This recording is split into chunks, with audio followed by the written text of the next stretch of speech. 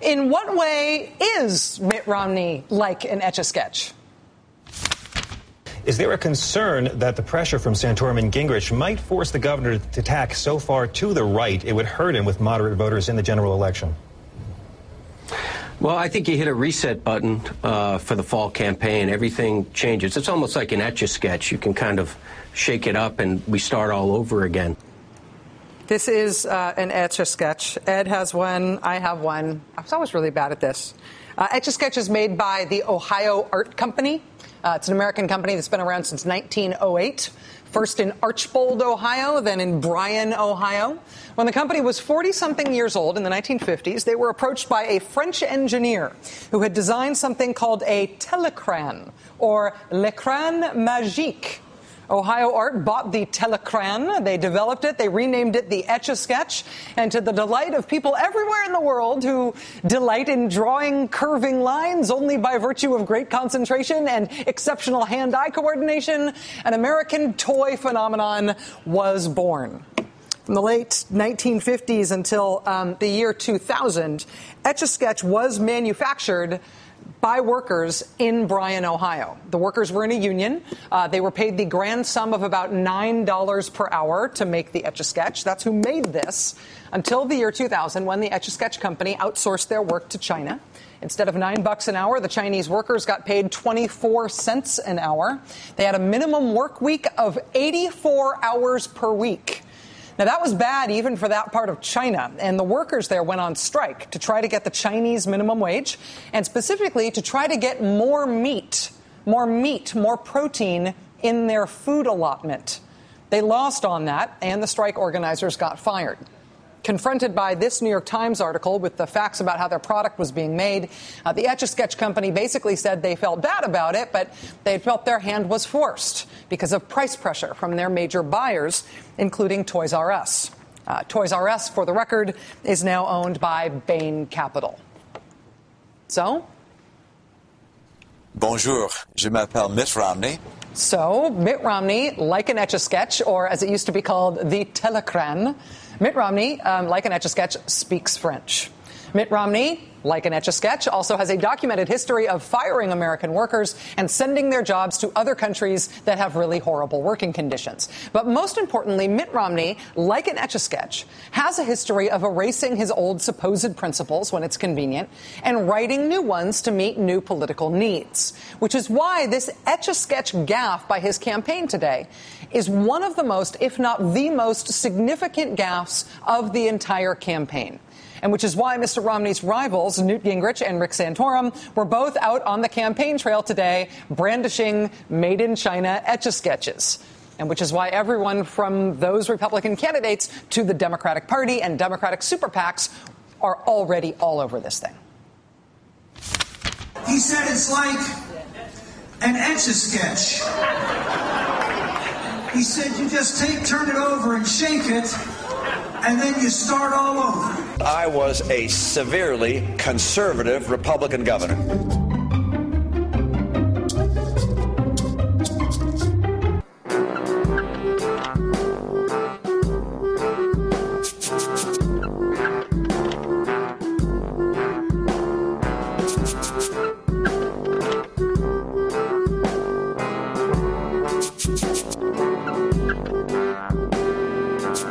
You have to stand for something that lasts longer than this.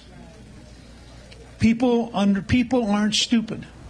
The Mitt Romney is an Etch-a-Sketch claim made by his campaign today. The claim that the far right, remember the question he was asked here. It's the claim that the far right positions Mr. Romney has taken in the primary can easily just be erased and forgotten and replaced with whatever they need to be replaced with for the general election.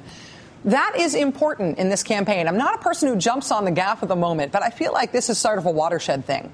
That is exactly the criticism that Mr. Romney's Republican rivals have thrown against him since he has been running for president. And I mean, it's not just this year. They made this same claim in 2008 when he disavowed so many of his previous positions to run as a 2008 model year conservative. And they have made it this year as he's disavowed even those 2008 positions to run as a 2012 model year conservative.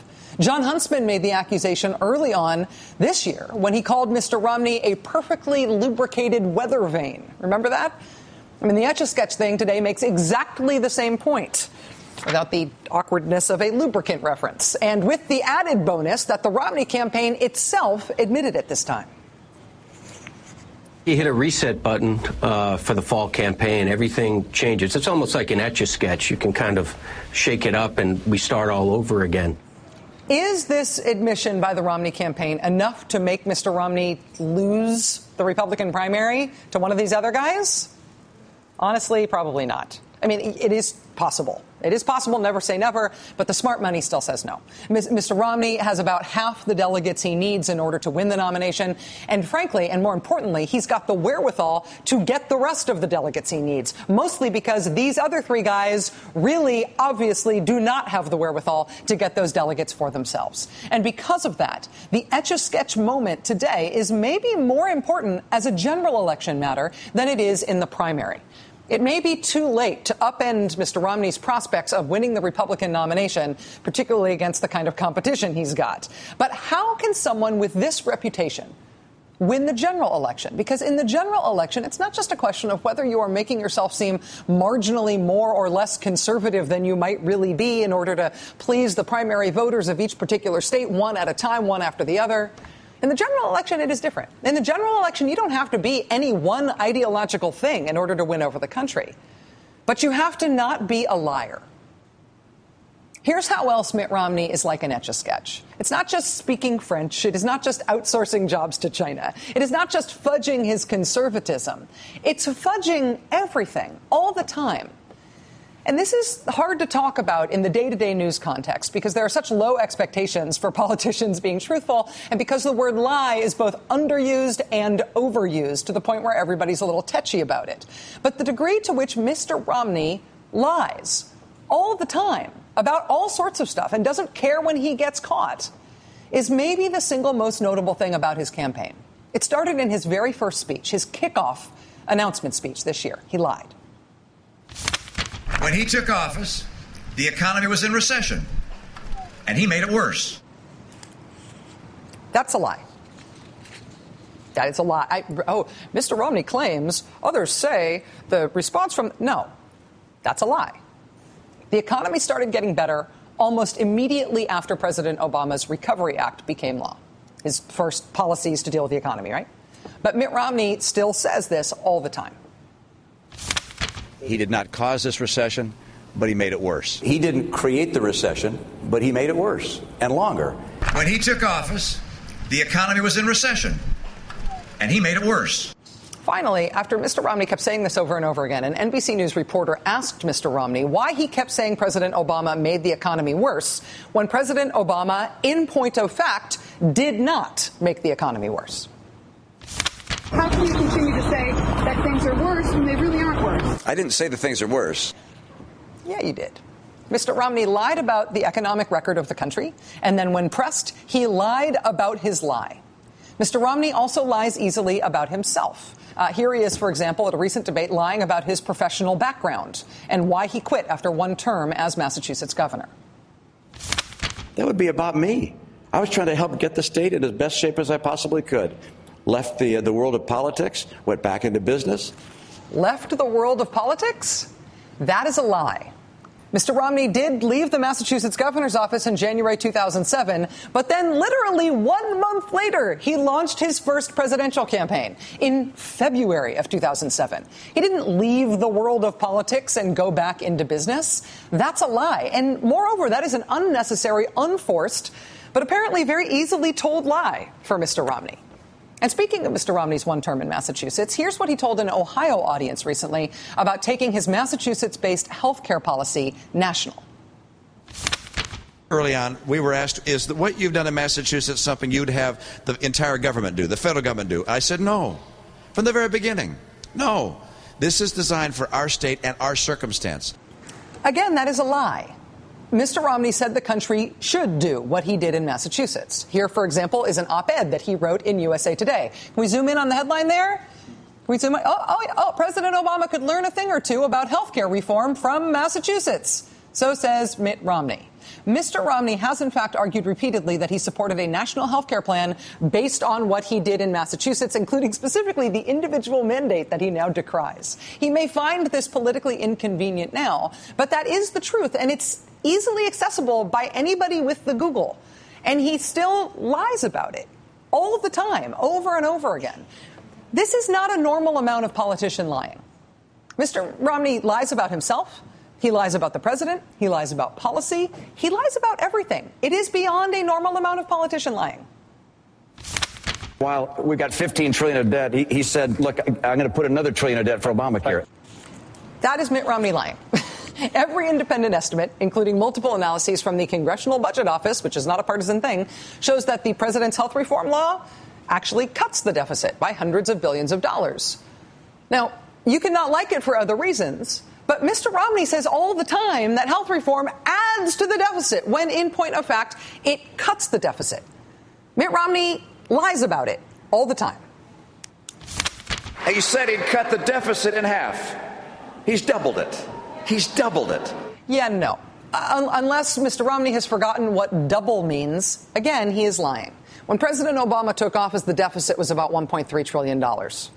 Last year, it was $1.29 trillion. This year, it's on track to be about $1.1 trillion. You know, if a number is going down, it's not doubling. It's going down. And anybody who says it's doubling is lying. Mr. Romney, you said President Obama cut Medicare benefits. That's a lie. You said the administration raised corporate tax rates. That's a lie. You said President Obama has not signed any trade deals, which would be news to officials in South Korea and Colombia and Panama, with whom the president has signed trade deals. You said Americans are the only people on earth who put our hand over our heart during the playing of the national anthem. That is not only a lie, it's absurd, and it's weird you would even say it. What do you do with a candidate for president who lies about even the stupid stuff? You can't trust him to tell the truth about what he advocated. You said of Mitt Romney, somebody who will lie to you to get to be president will lie to you when they are president. I have to ask you, are you calling Mitt Romney a liar? Yes. You're calling Mitt Romney a liar? Well, you seem shocked by it. Yes. If a man's dishonest to obtain a job, he'll be dishonest on the job. It's one thing to look at a candidate's rivals and say, they're calling him a liar. That's one thing we call each other in politics now. But I sort of feel like these guys meant for us to be taking it seriously. For those who followed the 2012 race closely, and perhaps even not so closely, there are two broad narratives surrounding Mitt Romney. First, he is an out-of-touch elitist who got rich by laying off American workers. Second, he is a world-class flip-flopper who's radically changed his entire political persona several times. In both those cases, he is an Etch-a-Sketch guy, right? But the shake everything up and invent your own reality side of him has an even more serious implication.